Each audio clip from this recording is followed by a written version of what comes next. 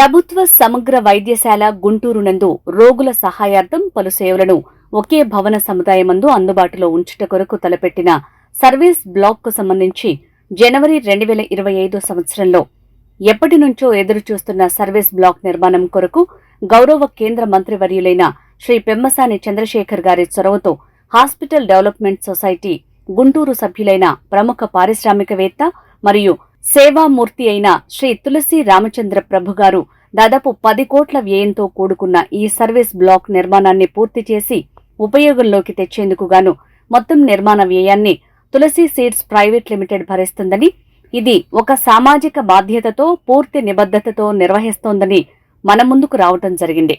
నిస్వార్థంగా పనిచేస్తారని చూస్తే తులసి రామచంద్ర ప్రభు గారి పేరు చెప్పారు నాకు.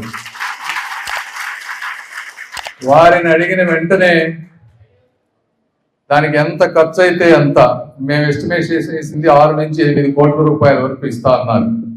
అది కూడా వారు తీసుకున్నారు.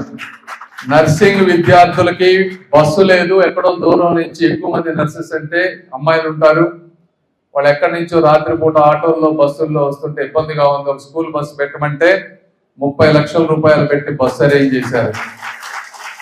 అదేవిధంగా మెడికల్ కాలేజీలో ఆడిటోరియం బాగలేదంటే దానికి 1 crore పెట్టి ఆడిటోరియం కూడా అంతా ఆయనే కట్టించిస్తా అన్నారు. అంటే నా ఒక్కడికే నేను అడిగిన ద్వారా 10 కోట్ల రూపాయలు సహాయం చేశారు మనిషి.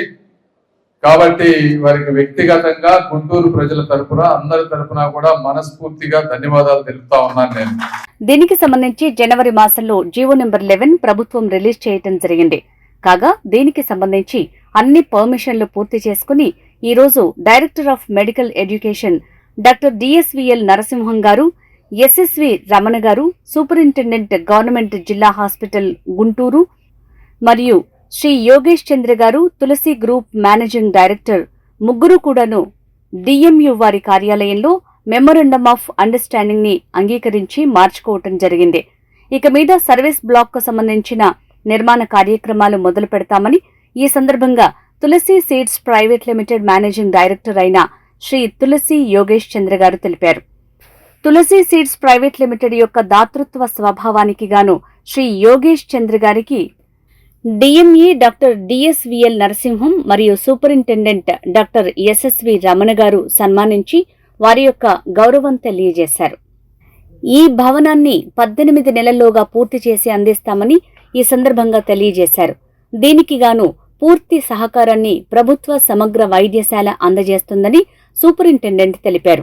ఈ కార్యక్రమంలో హాస్పిటల్ అడ్మినిస్ట్రేటర్ ప్రవీణ్ కుమార్ మరియు పెమ్మసాని చంద్రశేఖర్ గారి టీం నుంచి శ్రీ వివేక్ గారు పాల్గొన్నారు.